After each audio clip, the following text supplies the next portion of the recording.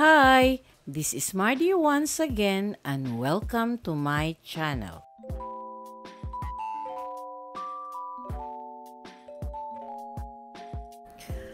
Today, we're celebrating a true musical legend, Rick Manrique Jr., one of the Philippines' kings of Kundiman.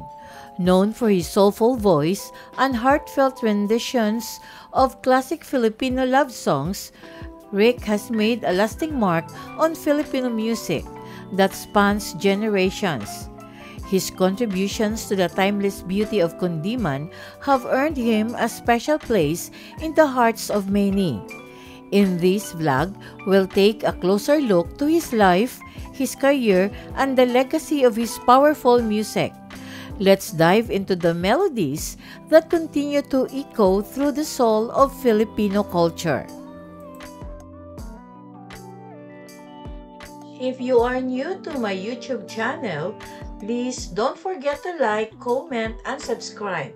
At para updated kayo sa mga susunod kong videos, please click the bell notification below.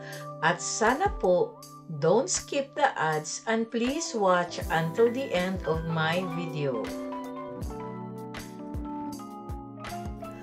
Ricardo Rick Manrique Jr. was a celebrated Filipino Kundiman singer, revered as one of the hari ng Kundiman in the Philippines, alongside fellow legend Ruben Tagalog. With his soulful voice and ability to capture the emotional depth of traditional Filipino music, Manrique left a lasting impact on the country's music scene. Isinilang noong May 23, 1941 sa Maynila, Philippines, ang paglalakbay ni Manrique sa mundo ng musika ay nagsimula sa murang edad. Miyembro siya ng Mabuhay Singers noong 1950s, isang grupo na naglaan ng plataporma para sa mga batang Pilipinong bokalista upang ipakita ang kanilang mga talento. Ang maagang pagkakalantad na ito ay nakatulong sa paghubog ng estilo ni Manrique at pinatatag ang kanyang lugar sa industriya ng musika sa Pilipinas. In the early 1960s, Manrique began recording his own material, marking the start of his solo career. His voice, rich and emotive, resonated deeply with listeners, and his music quickly gained popularity. He recorded the majority of his songs with Villar Records, where he would go on to create some of his most iconic tracks. Rick Manrique Jr. is perhaps best known for his contributions to Filipino cinema, particularly his songs that became theme songs for beloved films.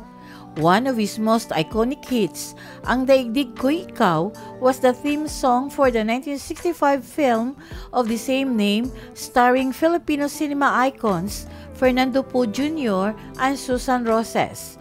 Naging instant classic ang kanta na isinagawa niya sa pakikipagtulungan kay Pilita Corrales at naaalala pa rin ng marami bilang isa sa mga pinakamatagal na kanta ng kanyang karera.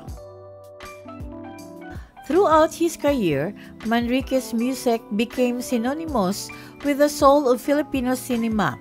His renditions of romantic and heartfelt songs were a fixture in many films, establishing him as a key figure in both the music and film industries.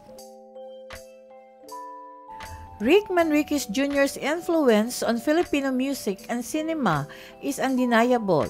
He remains an important figure in the history of Kundiman and is remembered as one of the finest voices of his generation. Manrique passed away on September 22, 2017 in California, United States.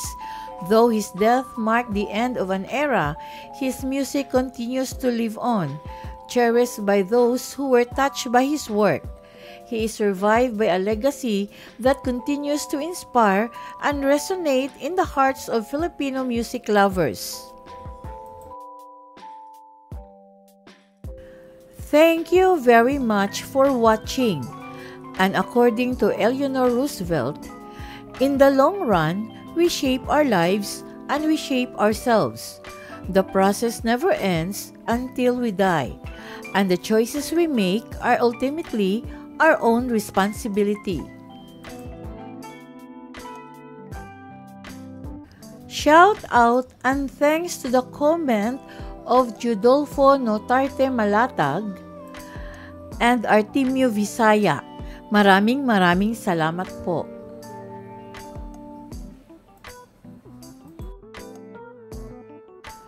Special thanks to my source from Google, obituaries.forestloan.com, enwikipedia.org, photo credits to tempo.com.ph, and inspirational quote credits to themerrymakersisters.com.